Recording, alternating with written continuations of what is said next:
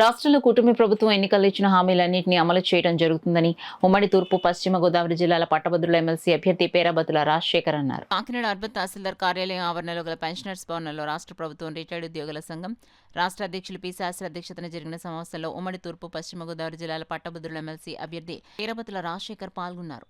ఈ సందర్భంగా మాట్లాడుతూ రాష్ట్ర ప్రభుత్వం మార్చిలో డిఎస్సి నోటిఫికేషన్ ప్రకటించడం జరుగుతుందన్నారు. అంతేకాకుండా జూన్ నెలలో స్కూల్ పునఃప్రారంభించే నాటికి ఖాళీగా ఉన్న ఉపాధ్యాయుల పోస్టులు భర్తీ చేయడం జరుగుతుందని వివరించారు. ఈ నెల 27వ తేదీన జరిగే ఎమ్మెల్సీ ఎన్నికల్లో తొలి ప్రాధాన్యత ఓటును బ్యాలెట్ నెంబర్ 1పై వేసి తనను గెలిపించాలని పేరాబతుల రాజశేఖర్ పెన్షనర్స్ను ఓటు అభ్యర్థించారు. పెన్షనర్స్ భవన్కు విచ్చేసిన పేరాబతుల రాజశేఖర్ను సంఘ సభ్యులు ఘనంగా సత్కరించారు. ఈ కార్యక్రమంలో పెన్షనర్స్ సంఘం జిల్లా అధ్యక్షులు కె పద్మనాభం, కార్యదర్శి నూకరాజు, కోశాధికారి కుమారి శశిగిరి పెద్ద సంఖ్యలో పెన్షనర్లు పాల్గొన్నారు.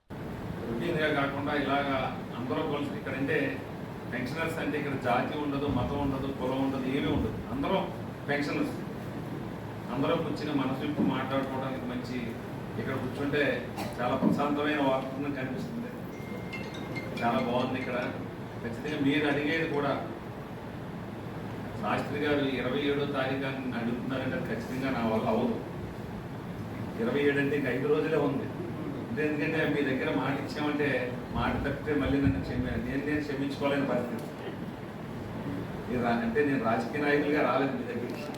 విషయం నా నోటీసులో లేదు, ఇప్పుడే పెట్టారు కాబట్టి తొందరలోనే నా ఎలక్షన్ ప్రక్రియ అయినట్టునే చంద్రబాబు నాయుడు గారి పర్సనల్గా ఎలాగే కలుస్తాం. కలిసినప్పుడు ముందే మీరు ఒక రికమెండేషన్ రూపంలో నాకు ఇవ్వండి. ఖచ్చితంగా అవకాశం ఉంది. 2-3 రోజుల్లో నాకు అందజేయండి. నా ఫైల్లో పెట్టుకుని ఫస్ట్ నేను ఏమి అడుగు సార్ ఇదే అడుగుతాను. ఎందుకంటే ఆయన చేయవలసిన బాధ్యత అది న్యాయమైందని. నెక్స్ట్ మంత్ నుంచి మీరు మళ్ళీ ఇంప్లిమెంట్ అయ్యేలాగా నేనైతే ఖచ్చితంగా మరి ఈ 4 రోజుల్లో చేయలేను, కానీ నెక్స్ట్ మంత్ నుంచి మీరు గతంలో ఎలాగైతే ఏ హాస్పిటల్కి వెళ్ళినా మనకి మీరు చేసుకునే కార్పొరేట్ మీకు నచ్చిన, ఎందుకంటే వైద్యం అన్నది మీకు ఆ డాక్టర్ కూడా నచ్చాలి. తెలుసున్న డాక్టర్ దగ్గరికి వెళ్తాం, లేకపోతే నమ్మకం ఉన్న డాక్టర్ దగ్గరికి వెళ్తాం. మనం ఎక్కడికో వెళ్ళి వైద్యం చేసుకోవాలని మీరు సాటిస్ఫాక్షన్ అవ్వరు. కాబట్టి గతంలో ఎలా జరిగిందో అదే జరిగే మాదిరిగా నెక్స్ట్ మంత్ నుంచి ఖచ్చితంగా ఎందుకంటే నేను కూడా కాకినాడలోనే ఉంటున్నాను, మీ మధ్యనే ఉంటాను.